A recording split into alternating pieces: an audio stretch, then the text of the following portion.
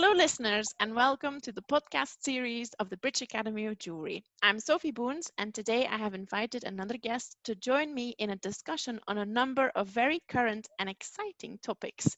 We live in a material world. We are surrounded by countless materials, and new materials are developed to bespoke specifications for a range of industries.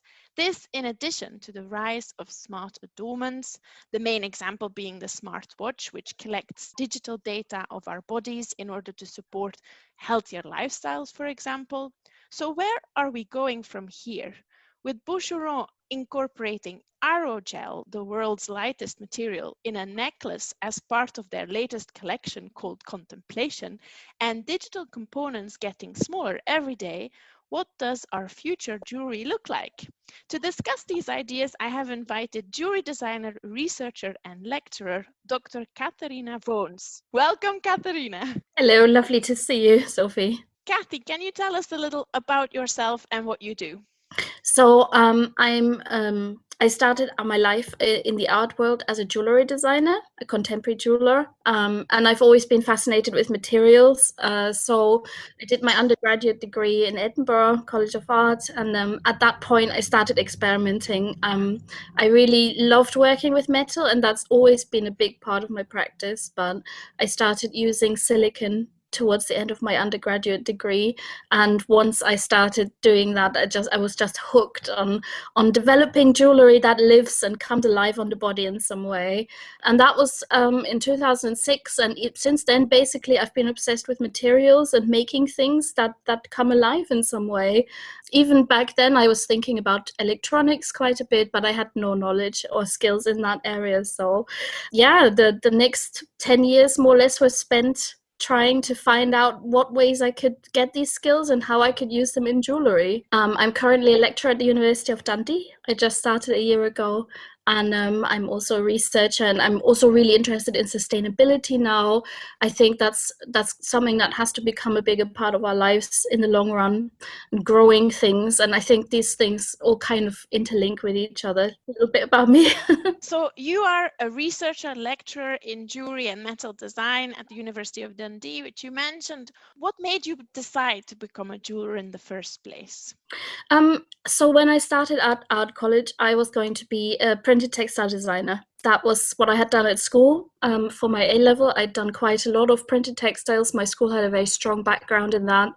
So I applied to art colleges, and I ended up in Edinburgh and doing the foundation year, because at the end of the day, I felt I hadn't really tried enough yet. And Edinburgh had that very open structure at that point where you could do a general first year course and try out lots of different things. So, and I think as a designer, there's always, or as an artist in general, there's always a little sort of uncertainty. Is this the right thing I've chosen? And I ended up doing jewellery as an elective because my friend's brother was doing it. He was studying in Kent at the time. He said to me, "Oh yeah, Edinburgh, that's got a great jewellery department. You should try it." And I said, "Well, okay then, I'll do that." And yeah, the minute I started working with metal, I was hooked. That was just a complete, I think that the way that material works, the scale of jewellery, everything just fell into place. And that's when I decided to specialize. Do you think that your background in another discipline, or more mixed discipline perhaps, actually benefited your career later on? Oh, absolutely. I mean, I did a whole other degree before I did my art degree, something which would now sadly be very, very difficult for a lot of people to do, you know. And at the time it was only possible because, of course, we were lucky and we didn't have the tuition fees, or the very low tuition fees then in the end. And so I think everything that I've done in my life has contributed to my career now. So my first degree was in English literature and management. These were both things that I've used extensively. You know, the writing, learning how to write is very important as a designer, even just from your artist statement down to everything you do in research, writing papers, doing my PhD.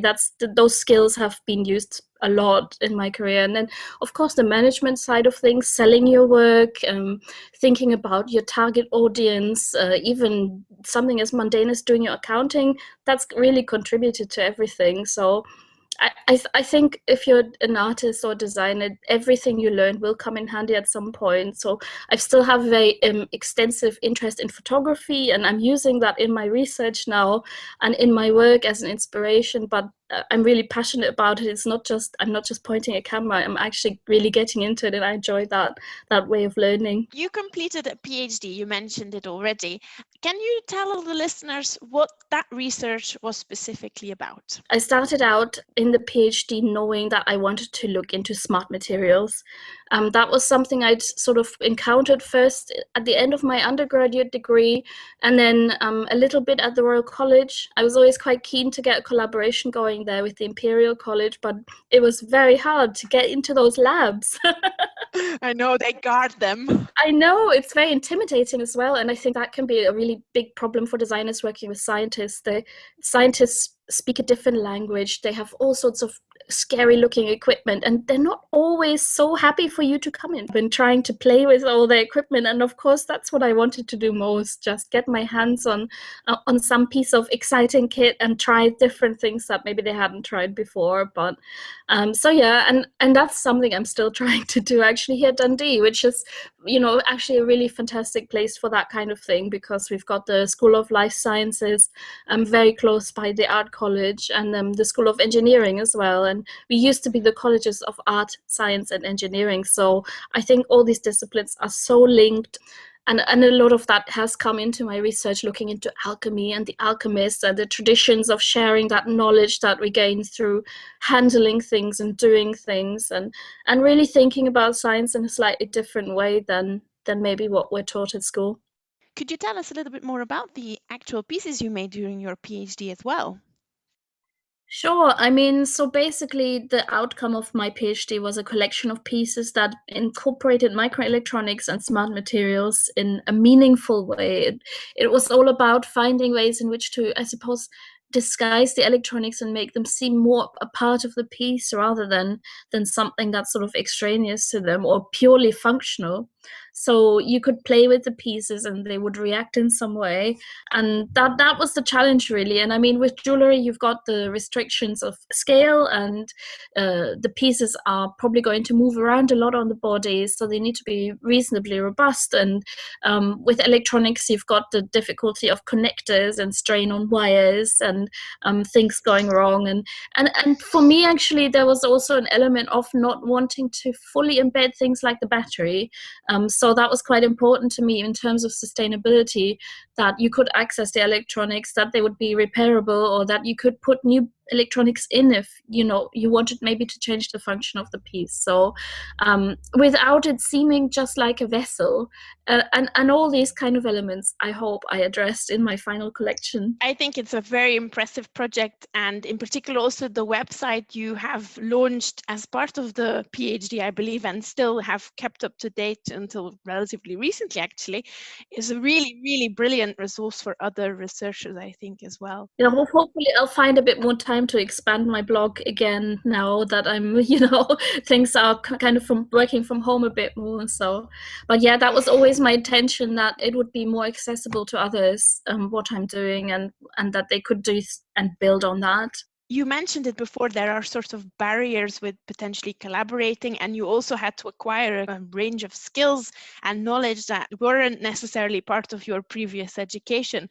How did you approach this and overcome these barriers? Well, so at the time when I started my PhD in 2012, I literally knew nothing about electronics at all. And it was just as Arduino was becoming a thing. So I think a lot has happened since then. A lot has been done, a lot of progress has been made in the right direction. What hasn't happened as much is maybe that the needs of jewelry designers haven't really been addressed in the same way. But I mean, when I started working with electronics, I had to, even soldering, we do a lot of soldering as jewelers, and that's fantastic training in terms of knowing how the process works, but it's completely different to solder with a soldering iron and on a PCB than it is actually to use your torch and do the type of soldering we do in jewelry. But the principle is the same. You're trying to heat two surfaces to the same temperature and making the solder flow. So I suppose those skills are quite interchangeable, and a lot of my PhD was dedicated as well to to finding commonalities between those kinds of processes. How can we use the skills that we have as jewelers in electronics to maybe make more interesting electronics? And I suppose the first person that really taught me about that was Leon Williams at the Royal College of Art. I don't know if you've seen his work. He ran a class which was a sort of a technical class for CAD. What he made us do was he made us put together new computers for the department. The department had got some money and he'd bought all the components, and there were about 5 of us putting together these new PCs. And even that sort of thing, actually interacting with electronics in that way and discovering, it's just like Lego, and I can do this and I could do this. That was hugely empowering. And from there on, it didn't seem that much of a leap of faith to go online and look for YouTube videos and maybe hit up technicians in other departments, go, can you show me how to do that? Can you teach me a little bit of programming? And there's a lot of resources out there that you can access now, and that's the great beauty of our age, actually, this wealth of information at your fingertips, if you dare. And now actually it's fantastic. I'm a real believer into fixing things in electronics and household appliances. I'm happy to rip anything open now, if it's not working anymore. I had an ancient cassette deck. That wouldn't even have occurred to me 10 years ago or 20 years ago, but actually all it was the little rubber band had failed. It was just old, and a new little rubber band for whatever 10 pence, the whole thing works again. So I think people are quite quick to throw things out because electronics, but you can open things and look inside and fix them. And there needs to be more of that kind of thing going on, I think, in education and even at school level, that sort of reverence that we have. And again, that's maybe kind of with the Apple computers and all these very slick looking devices, you can't open them, and that really gets to me, especially now when we have a real duty to make things last. But it's true, we should know more about these things so that we are able to reuse the tools that we get used to.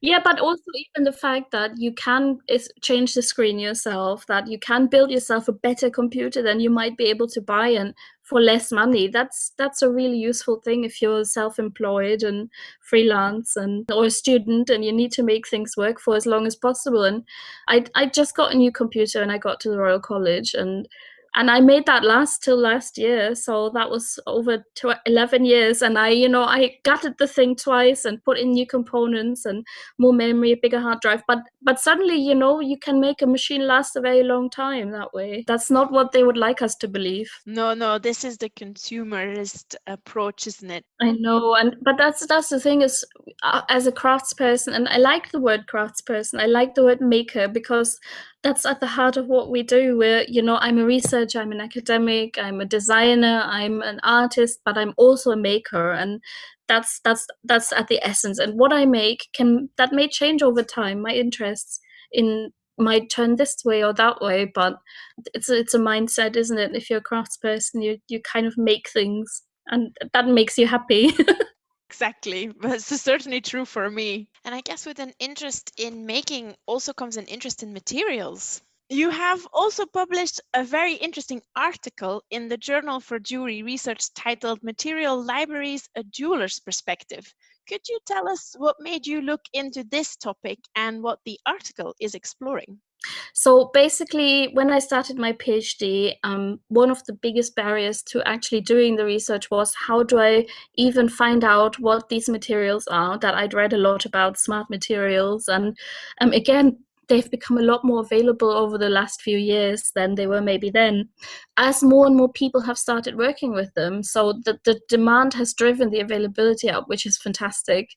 But at the time, I didn't really know where to find them. And I didn't just want to read about them. I wanted to touch them and play with them and use them. And so I heard about this concept of materials libraries, and I thought I should go and visit some. So materials libraries are just basically places where materials are collected by enthusiasts, sometimes material scientists. There's all sorts of different ones. And in a way, it's almost like a point in time. I think a lot of them still exist and others have sadly closed down, but I started with visiting the ones that I could access. So I'm from Germany originally, and from Cologne. So one of the first ones I went to visit was the one in Amsterdam, because that was only 2 hours on the train. But it was fantastic just actually being in this space, and it was a beautiful space. Materia is called. All these libraries were fantastic spaces, and they were all very different kinds of libraries. I went to visit a few in Paris. I went to visit a few in London, and every library had a different focus. Every space was different. The ethos was very different. All the collections. It was just fantastic. But now I think the universities have started setting up materials libraries for their own students, and there's some services where you can sort of import the library into your university, and then they give you new materials all the time, which is quite nice. So, but yes, what a fantastic thing to do. In the conclusion of the article, you say, for the average contemporary jewelry practitioner without academic or commercial affiliation, material libraries thus remain a fascinating proposition with limited practical value. Can you expand on this a little bit? Should contemporary jewelry designers and artists visit material libraries? And if so, what should be their sort of realistic expectations? So what I found a lot was the barriers to entry are huge. So I think the one in Amsterdam stood out as one that was actually very openly accessible. And I believe they have taken that onto a roadshow model now to be premiered at different trade fairs and pop-up events. So I think that was a really nice example of that. But others, for instance, the one in London has open days, so that's very nice. And I think it's definitely worth for any designer, jewelry or non, but of course also jewelry, to go and visit. And they run really interesting workshops, very exciting workshops where you can sort of grow these huge carbon structures. But they're extremely rare. And I think that sadly with the current situation is going to increase a lot. I think when I initially started looking at materials libraries, my expectation was that I would be able to go there and they would be able to put me in touch with someone to supply me with a sample, for instance. But that's not how it works. What they do is they give you the contact details, but often the contact details that you're being given are for maybe a receptionist, or I'm sure the same thing could be achieved by just going to their website a lot of the time. So I thought it would be a little bit more about sharing these materials with people, but it's really more about, I suppose, showing samples and then enabling designers to decide whether that's a sort of maybe a material they want to investigate more. But a lot of the legwork and a lot of the effort of contacting the right people and finding out who the right people are is still, the onus is still on you, as it were. And a lot of the materials I visited only allowed me access because I was a researcher. If I had just been an individual designer, that probably wouldn't have happened. Just we're not the target audience for them yet, sadly. So I think these barriers to entry are there, and that's maybe something to be aware of, especially when you look into which ones you might want to visit. There are some that are, and again, that might have changed now after the coronavirus crisis, but there were some in London that were sort of part of some companies that had set up showrooms, but then focused very specifically on a particular material. They're really great, and a lot of them have really nice websites actually that you can access for free, and that is helpful even to find the manufacturers of certain materials that you might be finding interesting. There was a fantastic one in Clerkenwell. What a really great space, but again that closed down after a few years. It's just kind of balancing the educational aspect of something like that, and the one in London in Clerkenwell that I visited, that had a completely open access policy, and they let me do just about anything in there, which was fantastic. You handle samples. I had a bit of hydrogel that they let me immerse in water to see if it swells up, and it did, which that's the sort of ethos I was hoping to find. But sadly, it's always balancing that with the undoubtedly huge running and staffing costs, and finding ways to generate an income. And with materials libraries, that can be the tricky part. So ultimately, I can see a place for them in research institutions and universities, but that will restrict who can use them and how they can be used. What are the strengths, you think, of a materials library for any sort of institution to have them? I think the ones that I found the most interesting were the ones with the rare materials, the exciting, maybe not immediately obviously useful materials. I think there were some that I visited that there was one that specialized in wood and that had some very interesting aspects of sustainability incorporated in their display, and it was quite interesting just seeing the way in which samples are displayed in different libraries. But for me, the ones that were maybe a little bit crazier were the more exciting ones, like a treasure trove of materials, and you're just waiting to find the right one. You touched upon it, sort of the sustainability credentials of certain materials. Companies don't have to publish this information, so it'd be amazing if material libraries would sort of do some of that investigation. But like you say, it's just really tricky to be able to finance. That's something maybe the government could support. And of course, we had I don't know if that's still there, but the one in the Glasgow Lighthouse Gallery, and that had a very strong focus on construction materials and sustainability. And I think a lot of the libraries are built for a particular audience of particular kinds of designers, architects, being a big target group, but also maybe product designers looking to find something that, a material that they can put in the next trainer. And maybe someone from Boucheron went to visit the library in London and saw the aerogel, which I think I saw that material at two libraries, one in France, the one in Paris had that as well. So maybe Boucheron, Paris.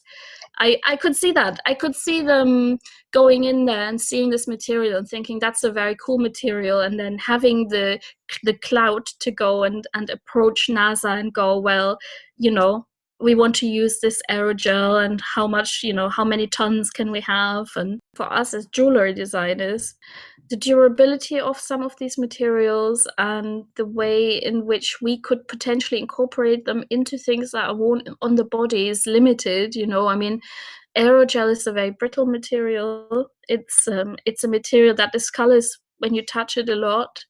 There are reasons why the materials we use in jewelry are used for this purpose, but it's up to us as designers to figure out better ways to do it, I guess, or more interesting ways. That's a really good point, actually. It can be really fun to use a new material, but does it really add anything to your design, and does it really perform in the function that you are giving it in the piece of jewelry? And then you're maybe more into the conceptual arena of pieces that are literally just for a moment, for the moment, and a proof of concept. And yeah, I mean, there were some materials that I thought were really exciting, but there was one material I wanted to use, but it had to be immersed in water to work.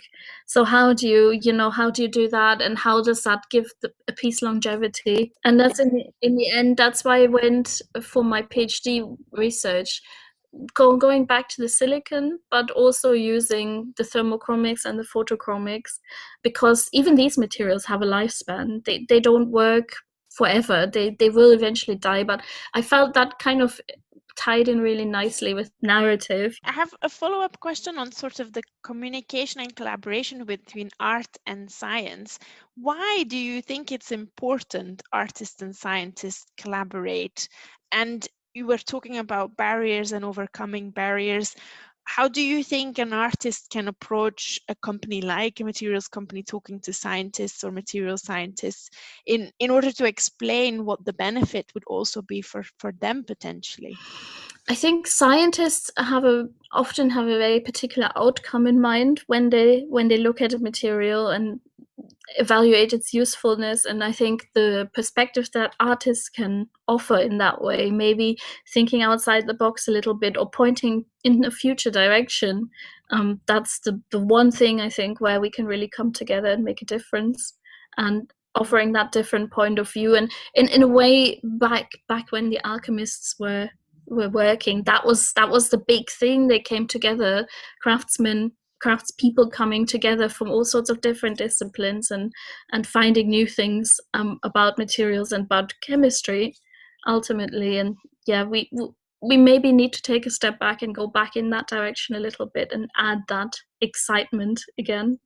And I think what I've definitely learned about collaborations in the past is that it's got to be a very personal thing, and the people who are collaborating together need to be the right fit. And that is the hardest part of it, because sometimes you will see something interesting, but you may not really enjoy working together, and then that is a barrier and in itself. And we are human, we are people trying to figure these things out together.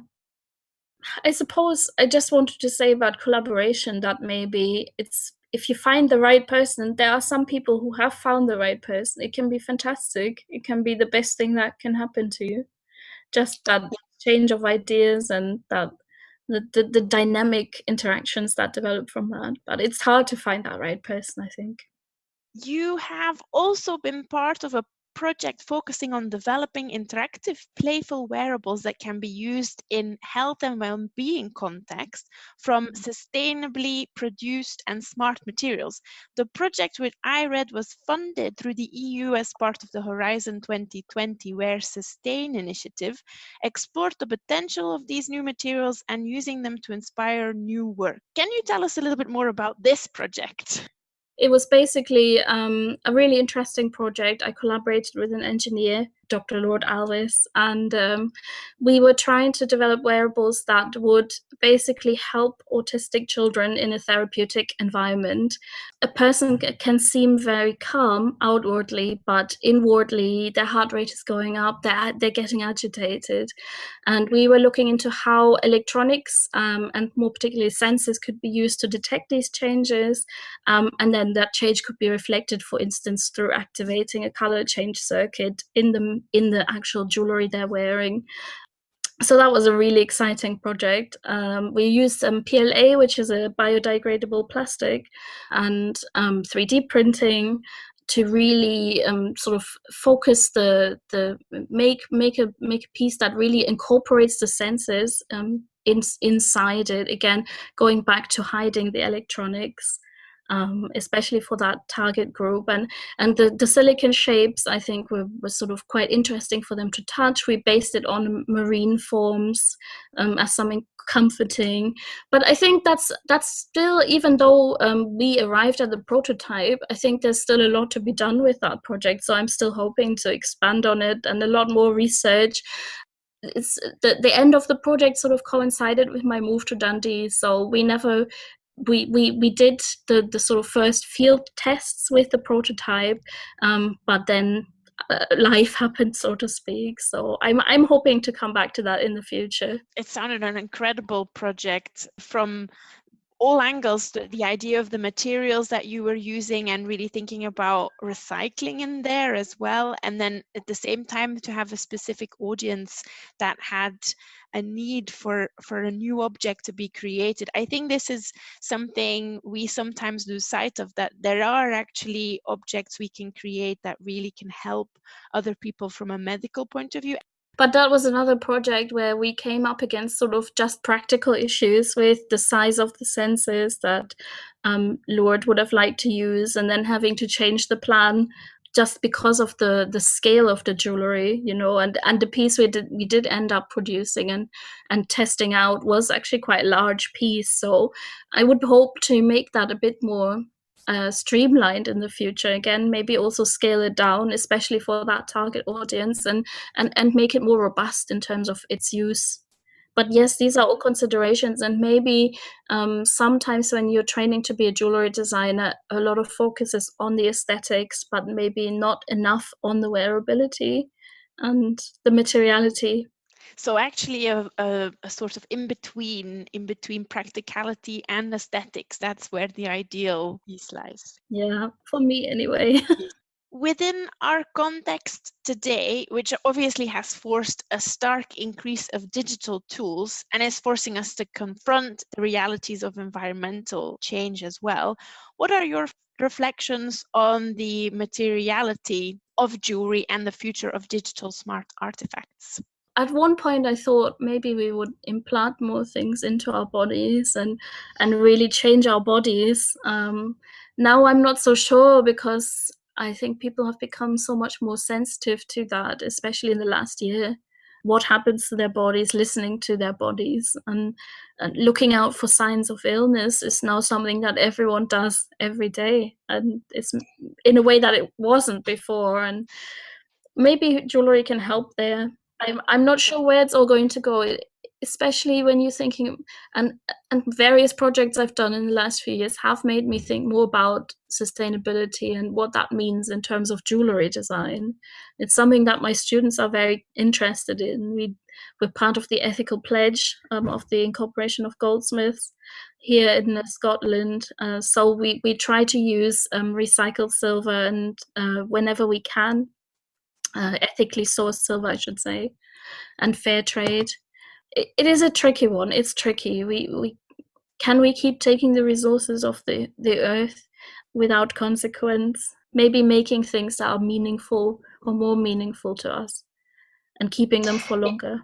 But also, it is such a nuanced discussion, and I think with sustainability, you find that in every aspect of it, there's a positive and a negative.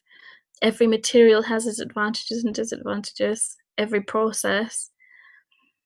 How do we decide? How do we decide? And that is maybe the big question that's facing us in the future. Certainly, the environment I saw here in Scotland in some places has made me think that maybe we need to act, whatever that means. Yeah, absolutely. In your ongoing research, have you seen sort of any other pioneering artists or designers whose work do you think is of particular relevance today that people should be looking at? And I absolutely love Mary Oxman's work. I think all her whole group and her just fantastic research that's going on there, really interesting things, and very open-ended. So some things are developed and there isn't a real purpose for them necessarily. So that might be a good starting point. I know there's a sort of quite esoteric documentary on Netflix that covers her work, which I think would be a good starting point for anyone to get into this topic. Of course, Mark Miodovnik has done so much to change our perception of materials. Very exciting. Because of the material experience, certain materials evoke certain responses from us that are even potentially subconscious. And this, you mentioned this in your paper as well. Yeah. I think I found out a lot when working with silicon, actually, having done things like the Goldsmith Fair and having sold my work directly to the public, which I think every designer should do at some point, just to get an idea of what their work is really all about from the audience that they're targeting. And I certainly noticed that some people were very excited to touch the material, the silicon, to play with it, to make an indent and to see it pop back up. But then others were completely repulsed, couldn't even go near my stand without feeling repulsion. So I think that was maybe my first encounter with sensio-aesthetic qualities and very strong reactions. Kathy, what's next for you, or what are you going to be focusing on, or are you focusing on at the moment? Top secret. I think I'm just continuing to develop my work. I want to make even smaller electronics to go into pieces, and there's still a lot of things that I did in my PhD that aren't explored fully yet, and that I'm still working on. Again, using different materials. Materials is going to be what I'll focus on for probably for the rest of my life, but also maybe finding that sense of making again. That can go by the wayside a little bit when you're a researcher. You're busy teaching, you're busy writing, and then that time in the studio is so precious. And hopefully I'll get a bit more of that again. New materials can be an inspiration, and with the sharp uptake of digital tools in our current context, it isn't unimaginable jewelry will keep evolving. Visiting a materials library for browsing and inspiration might open your horizon to new possibilities, but it is the collaboration between material scientists and contemporary jewelers that could also hold opportunities for innovation. Finally, I'd also like to say that new materials and digital jewelry is exciting, but thinking about recycling and reducing our impact on the environment is certainly also crucial whenever anything new is made. For now, I would like to say thank you to Kathy Vones, who joined me for this very thought-provoking discussion. Thank you, Kathy, very much for your time. Thank you for having me, Sophie. No, that was fantastic. Next month, I'll be joined by another guest, so watch this space to find out who it is. For now, this was Sophie Boons for the BAJ Podcast Smart Jewellery and Materiality with Dr. Katharina Vones. Thank you for listening and have a wonderful day.